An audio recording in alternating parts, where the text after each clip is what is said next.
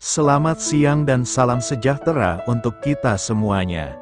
Shalom untuk saudara pendengar yang dikasihi Tuhan Yesus Kristus. Selamat datang kembali di Renungan Rohani Kristen pada siang hari ini. Kami berharap saudara yang terkasih dalam keadaan sehat selalu.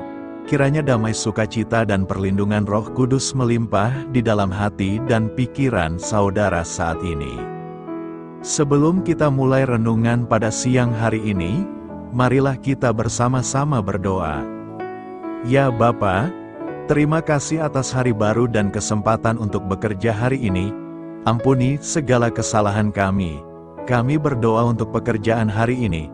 Semuanya kami serahkan dalam nama Tuhan Yesus. Tuhan yang memberkati dan menguduskan. Tuhan juga yang pakai setiap hati, pikiran, tangan, kaki kami untuk melakukan pekerjaan tangan Tuhan. Engkau juga yang berkati apapun yang kami kerjakan hari ini, biarlah memuliakan nama-Mu saja. Kami percaya Tuhan yang memampukan dan menjadikan kami terang melalui lingkungan tempat kami bekerja. Ya Aba Bapa kami, ya Tuhan, jikalau sebentar lagi, kami mau memulai aktivitas, kiranya Tuhan saja yang berkati dan lindungi kami. Kiranya kuasa dan Roh Kudus-Mu saja yang memimpin kami dari rumah hingga kantor dengan selamat, tak kekurangan apapun. Jaga hati kami dari segala pengaruh jahat. Terima kasih ya Tuhan atas kasih-Mu yang selalu melimpah. Ampuni kami yang sering menyakiti hati-Mu. Kami bawa doa yang kurang sempurna ini, dalam nama Tuhan Yesus. Amin. Sahabat pendengar yang kami cintai, bacaan renungan dan ayat emas Alkitab renungan kita siang hari ini akan kita mulai. Judul renungan kita hari ini adalah Pembayar Utang. Bacaan kita pada siang ini terambil dari kitab Yesaya 53 ayat 1 sampai dengan ayat 12. Siapakah yang percaya kepada berita yang kami dengar? Dan kepada siapakah tangan kekuasaan Tuhan dinyatakan? Sebagai taruk ia tumbuh di hadapan Tuhan dan sebagai tunas dari tanah kering. Ia tidak tampan dan semaraknya pun tidak ada sehingga kita memandang dia, dan rupa pun tidak, sehingga kita menginginkannya. Ia dihina dan dihindari orang, seorang yang penuh kesengsaraan dan yang biasa menderita kesakitan. Ia sangat dihina, sehingga orang menutup mukanya terhadap dia dan bagi kita pun dia tidak masuk hitungan. Tetapi sesungguhnya, penyakit kitalah yang ditanggungnya, dan kesengsaraan kita yang dipikulnya. Padahal kita mengira dia kena tulah, dipukul dan ditindas Allah. Tetapi dia tertikam oleh karena pemberontakan kita, dia diremukkan oleh karena kejahatan kita. Ganjaran yang mendatangkan keselamatan bagi kita ditimpakan kepadanya, dan oleh bilur-bilurnya kita menjadi sembuh. Kita sekalian sesat seperti domba, masing-masing kita mengambil jalannya sendiri, tetapi Tuhan telah menimpakan kepadanya kejahatan kita sekalian. Dia dianiaya, tetapi dia membiarkan diri ditindas dan tidak membuka mulutnya, seperti anak domba yang dibawa ke pembantaian, seperti induk domba yang keluh di depan orang-orang yang menggunting bulunya, ia tidak membuka mulutnya. Sesudah penahanan dan penghukuman ia terambil. Dan tentang nasibnya siapakah yang memikirkannya? Sungguh, ia terputus dari negeri orang-orang hidup, dan karena pemberontakan umatku ia kena tulah. Orang menempatkan kuburnya di antara orang-orang fasik, dan dalam matinya ia ada di antara penjahat-penjahat, sekalipun ia tidak berbuat kekerasan dan tipu tidak ada dalam mulutnya. Tetapi Tuhan berkehendak meremukkan dia dengan kesakitan. Apabila ia menyerahkan dirinya sebagai korban penebus salah, ia akan melihat keturunannya, umurnya akan lanjut, dan kehendak Tuhan akan terlaksana olehnya. Sesudah kesusahan jiwanya, ia akan melihat terang dan menjadi puas. Dan hambaku itu, sebagai orang yang benar, akan membenarkan banyak orang oleh hikmatnya, dan kejahatan mereka dia pikul. Sebab itu aku akan membagikan kepadanya orang-orang besar sebagai rampasan, dan ia akan memperoleh orang-orang kuat sebagai jarahan. yaitu sebagai ganti karena ia telah menyerahkan nyawanya ke dalam maut, dan karena ia terhitung di antara pemberontak-pemberontak, sekalipun ia menanggung dosa banyak orang dan berdoa untuk pemberontak-pemberontak. Ayat renungan kita ini terambil dari kitab Yesaya 53 ayat 1 sampai dengan ayat 12. Kata bijak Alkitab hari ini adalah, Kristus menebus kita melalui penderitaan yang sangat dahsyat. Mari mengabdi kepadanya dengan segenap hati. Mari kita mulai renungan siang kita. Baiklah, mari kita mulai segmen kisah inspiratif. Bila kita memiliki utang dan ada yang bersedia menanggungnya, niscaya kita akan sangat berterima kasih kepadanya. Bayangkan, kalau utang kita sangat besar sehingga kita tidak dapat membayarnya, ketika ada yang menyediakan diri membayarkan seluruh utang kita, kita mungkin bahkan rela mengabdi padanya. Sebaliknya, saya juga pernah menyaksikan orang yang masuk tahanan karena utang dan utangnya ditanggung oleh saudara jauhnya. Yang bersangkutan tetap menganggap bahwa dirinya lah yang berjasa. Yesaya menggambarkan Kristus sebagai pembayar utang nyawa kita, tetapi dengan cara yang sangat menyakitkan.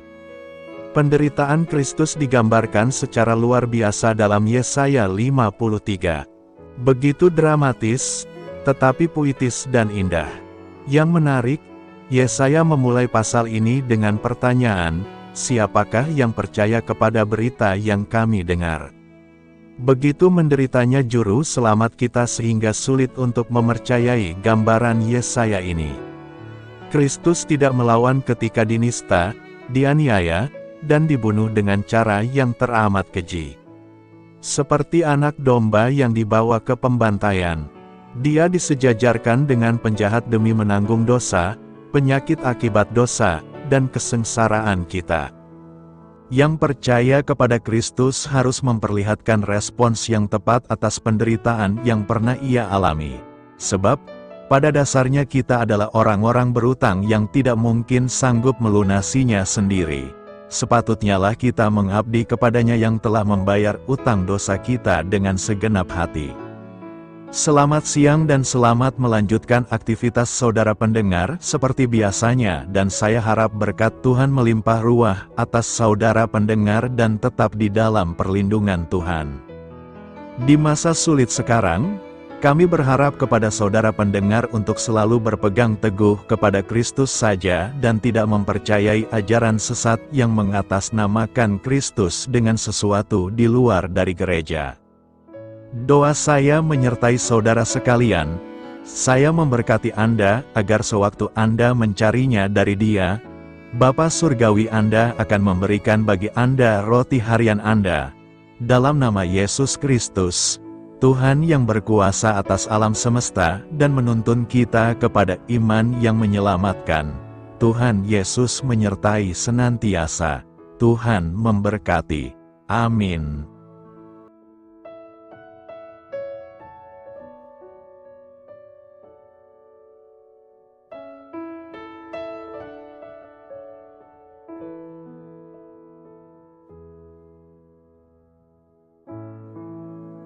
Demikianlah renungan firman Tuhan pada siang hari ini. Semoga menjadi kekuatan di dalam hidup kita dan menjadikan kita pribadi yang lebih sukses. Sebelum kita memulai aktivitas hari ini, marilah kita berdoa. Bapa kami yang ada di sorga, terima kasih atas kasih dan kebaikan Tuhan yang begitu besar buat kami. Tuntunlah perbuatanku agar di sepanjang hari ini kami bisa bekerja sebaik-baiknya, tidak pernah jemu menolong sesama, selalu ramah dan tahu terima kasih, menghayati iman dan mengamalkannya dengan sekuat tenagaku. Semua ini kami sampaikan kepadamu, dengan pengantaraan Kristus, Tuhan kami.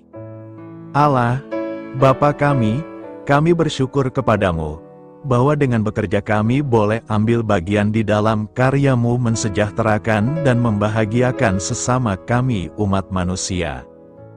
Kami mohon bimbingan-Mu dalam melaksanakan pekerjaan kami hari ini.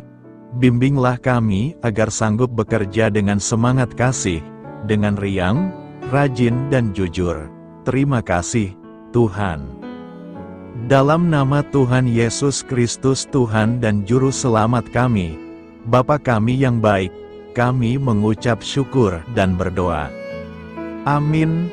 Kami kembali mengingatkan kepada saudara terkasih. Di masa sulit sekarang, kami berharap kepada saudara pendengar untuk selalu berpegang teguh kepada Kristus saja dan tidak mempercayai ajaran sesat yang mengatasnamakan Kristus dengan sesuatu di luar dari gereja. Segala sesuatu yang di luar dari ajaran gereja dan tidak mengandalkan Yesus sebagai arah keselamatan adalah ajaran sesat. Hanya Yesus keselamatan yang sejati dan abadi. Tidak ada di luar Yesus yang sanggup memberikan keselamatan. Terima kasih. Biarlah firman Tuhan menjadi pengingat untuk kita semua. Biarlah tuntunan dari Roh Kudus akan selalu memberi jalan keluar bagi setiap permasalahan hidup kita, dan memberi kedamaian di hati kita. Amin. Sampai jumpa di renungan siang berikutnya. Shalom. Halo untuk semua pendengar saudara rohani yang terkasih di dalam nama Tuhan Yesus Kristus dimanapun berada. Mari dukung kami, tim redaksi Renungan Harian Saudara Rohani dengan cara memberikan bantuan, kritik dan masukan. Saudara dapat memberikan masukan melalui kolom komentar di bawah atau mengirim kepada kami langsung melalui email yang tertera di layar Anda. saudararohani@gmail.com. Jika saudara terberkati melalui renungan ini, saudara dapat mendoakan kami dan memberikan bantuan lainnya dengan mengirim email kepada kami. Saya berdoa agar saudara sekalian bahagia dan sehat selalu. Amin.